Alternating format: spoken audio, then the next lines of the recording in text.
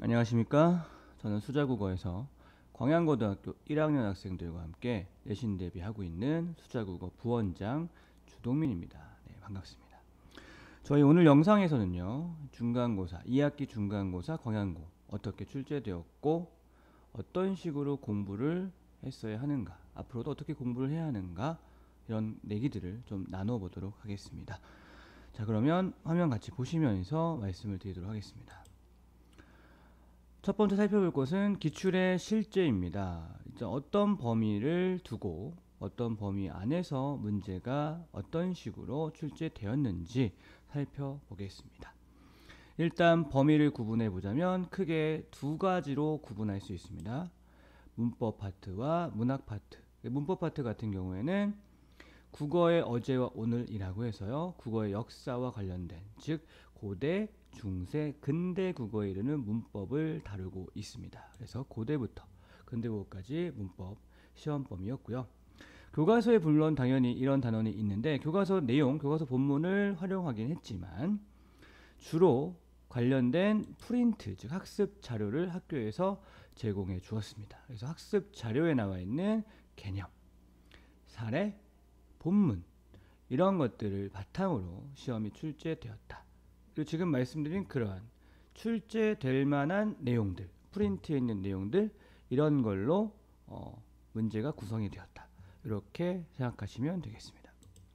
그래서 여기 필요했던 능력, 이 문제들을 풀기 위한 필요했던 능력은 주어진 개념들을 확실하게 이해하는 것을 바탕으로 해서요, 그것을 실제 사례, 구체적인 사례, 나아가서 좀 낯선 어휘나 낯선 본문으로 제공된 그런 부분에도 개념을 동일하게 적용하는 그런 능력이 필요했습니다. 문학 파트, 교과서 작품들이 중심이었습니다. 교과서에다가 추가적으로 관련된 추가 작품은 학습 자료로 제공되었습니다. 고전시가, 백제가요 정읍사, 그리고 시조, 10년을 경영하여, 창내고자, 뭐 이런 식의 시조들 있었고요. 그리고 학습활동에서 나와 있던 작품들도 포함되었었고요. 그리고 학습 자료에서 이제 추가적인 외부 시조들도 제공이 되었습니다. 그리고 고전 소설 춘향전 있었고요. 그리고 현대시 김수영의 눈, 그리고 학습 활동이 껍빛단리까지 시험 범위였다라고 말씀드릴 수 있습니다. 그러면 문학 파트에서는 주로 어떤 문제가 출제되었냐? 항상 문학이 시험 범위인 경우엔 뭐 언제든 간에 이렇게 출제가 됩니다. 그 작품의 중요한 내용과 형식에 대해서 묻습니다. 이건 교과서 학습활동을 바탕으로 한 문제이기도 하고요, 교과서 본문 정리를 바탕으로 한 문제이기도 합니다. 학생 입장에선 반드시 죄송합니다. 반드시 점수를 획득하고 가야 될 문제 유형인 셈이죠. 나아가서 낯선 작품과 비교하는, 즉 학생들이 실제 시험 범위에 포함되어 있지 않은, 하지만 시험 범위 작품과 비교 가능한 작품들이 보기나 선택지에 등장을 했었습니다. 아마도 이런 부분 때문에 오히려 문법보다 문학을 더 어렵게 느꼈던 친구도 있었을 것이고, 전체적으로 학교에서도 좀 어렵다, 체감 난이도가 높다, 이런 정도의 시험이었습니다. 낯선 작품과 비교하는 문제들이 한 네 문제 정도, 4-5문제 정도 출제되었다. 이것이 이제 결과적으로 변별력을 만들어냈다, 결과의 차이를 불러왔다, 이렇게 말씀드릴 수가 있습니다. 자, 그러면 이런 시험 우리는 어떻게 공부해야 하는가, 어떻게 공부해야 되는가? 자, 일단 파트별로 문법 같은 경우는 그럼 어떻게 공부해야 하는가, 앞으로도 마찬가지입니다. 자, 그럼 어떻게 공부해야 되는가 보여드리겠습니다. 일단 개념을 정확히 이해하셔야 됩니다. 반복 당연한 겁니다. 한 번에 이 개념 이해하는 친구 없습니다. 그런 학생도 없습니다. 거듭. 그러면 이건 언제 시작해야 되느냐? 시험 기준으로 했을 때 뭐 일주일, 2주일, 이게 아닙니다. 학교에서 이걸 진도 나가는 순간부터 개념 반복의 시작이라고 보셔야 합니다. 학교에서 대충 듣고 나중에 하면 되지, 절대 그런 자세로는 좋은 결과 얻을 수 없습니다.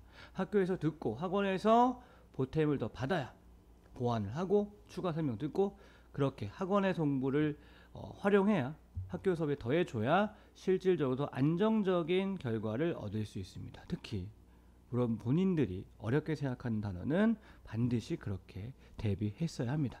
개념 외에는 반복이 중요하고요.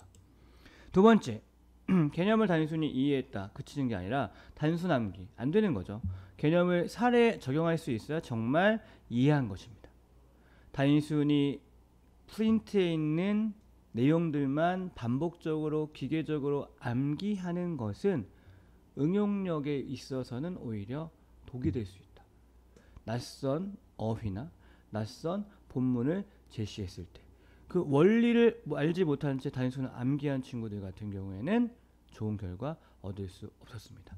실제 이번 시험에서도 원리는 우리가 계속 반복했던 그런 뭐 조사가 됐건 어미가 됐건 표기법이 됐건 나와 있었습니다. 근데 일부 문제에서는 새로운 예시가 등장했던 겁니다. 그러니까 그거에 대해서 낯설어하고 어려워했던 친구들은 고민을 했거나 틀렸거나 이렇게 안타까운 결과로 이어졌습니다. 그러니까 이런 부분들 앞으로도 2학기 기말도 마찬가지입니다. 물론 고대 국어 중세 이건 아닙니다만 이제 문법 요소라는 문법이 분명히 포함이 될 거예요.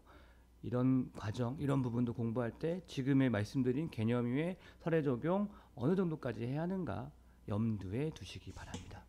굉장히 중요합니다. 시작은 언제부터라고요? 학교 수업에서부터 시작돼야 됩니다. 학교 수업에서 잘 못 들었다. 어쨌건 듣고 와야 됩니다. 그걸 바탕으로 또 학원 수업을 듣고 학원에 어떤 클리닉을 하고 하면서 더 정확하게 만드는 것이죠. 그게 필요합니다.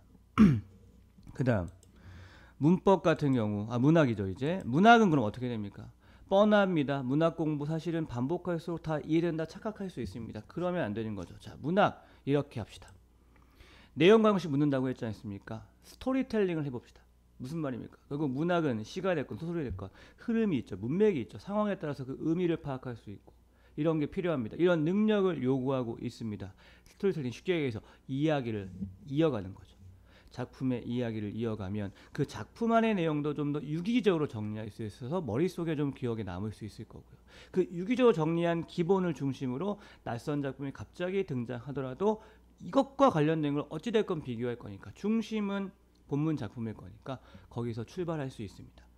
응용력도 기를 수 있습니다. 스토리텔링, 이야기하듯이 흐름을 연결하면서 단순 암기 절대 안 됩니다. 흐름을 이어가면서 종합적인 정리가 필요합니다. 외부 지문 비교 마찬가지입니다. 본질은 결국 지금 말씀드린 바와 같이 범인의 작품을 정확하게 지금 인지하는 것, 내용과 형식의 특징을 확실하게 알고 있는 것, 거기서부터 출발합니다. 결국엔 시험 범위 작품의 중요한 부분들을 비교할 거니까요. 그렇죠? 그리고 우리가 학원에서 주어지는 어떤 깐깐한 문제집이라든가 기출문제 이런 것들 풀어가는 과정에서 등장하는 외부 지문 분명히 있습니다. 그 작품들을 여러분들 보내지 마시고 좀 더 눈여겨보시고 간단하게라도 그 예시 작품, 낯선 작품들의 핵심이 무엇인지 또 그 핵심과 우리 시험 범위 작품의 무엇을 계속 비교하고 어떤 것들을 묻고 있는지 공통점이 뭐고 차이점이 뭔지 정도를 그때그때 정리하고 쌓아간다면 외부 지문 뭐가 나와도 우리가 설마 만약에 모르는 게 나온다 하더라도 당황하지 않을 수 있습니다. 아시겠죠? 그런 부분들 우리가 꾸준한 준비로 대비할 수 있다라는 거 강조해 드립니다. 여러분들 이 시험은 중간고사 끝났지만 기말고사 그리고 나아가서 2학년 1학기 문학 시험도 이런 영역, 이런 맥락에서 우리 준비를 해야 됩니다. 자, 그러면 앞으로 기말 대비는 어떻게 할 것이냐? 아마도 아까 말씀드린 것처럼 이제 문법 요소라는 문법 개념 들어갈 거고요. 그리고 현재 대부분의 교과서의 문학 작품은 이제 끝났습니다. 그래서 아마도 조심스럽게 예측해 보자면 문학 작품 같은 경우에는 프린트를 제공함으로써 추가될 가능성이 좀 있지 않을까. 남아 있는 단원이 이제 또 화법과 작문 단원이 간단하게 남아 있습니다. 그 부분도 올해 어떤 경향을 봤을 땐 포함될 수 있을 것이다 라는 것까지 말씀드립니다. 수자국어에서는 어떻게 공부할 것입니까? 정규 수업을 통해서 우리 꼼꼼한 수업 교재 바탕으로 본문 내용 확실하게 정리하도록 하겠습니다. 평일에 클리닉 나와서 복습하면서 학생들이 확실하게 숙지할 수 있도록 빈칸 테스트도 하고 구두 테스트도 하고 문제 푼 것도 확인하고 좀 더 철저하게 해보도록 하겠습니다. 깐깐한 문제 교재를 통해서 범인의 문제들 잘 풀어갈 수 있게끔 그래서 응용력 연습하고 실전에서 잘 출력이 되는지 정리한 것들이 준비하겠습니다. 적중과 분석 시험 전날 자료를 통해서 역시 기출들이라든가 주요 학습 활동들 다시 한번 확실하게 알고 이제 다음날 시험 볼 수 있게끔 하겠습니다. 저희는 광양고 1학년 같은 경우에는 토요일 1시 수업으로 진행됩니다. 참고해 주시고요. 수자에서는 학생들이 내용을 정확하게 이해해서 바르고 효율적으로 시험에 준비할 수 있도록 함께 노력하고 이끌고 있습니다. 이번 기말 대비도 중간보다 좀 더 나은 결과, 좀 더 방향을 확실하게 잡을 수 있게끔 이렇게 가르쳐 보도록 하겠습니다.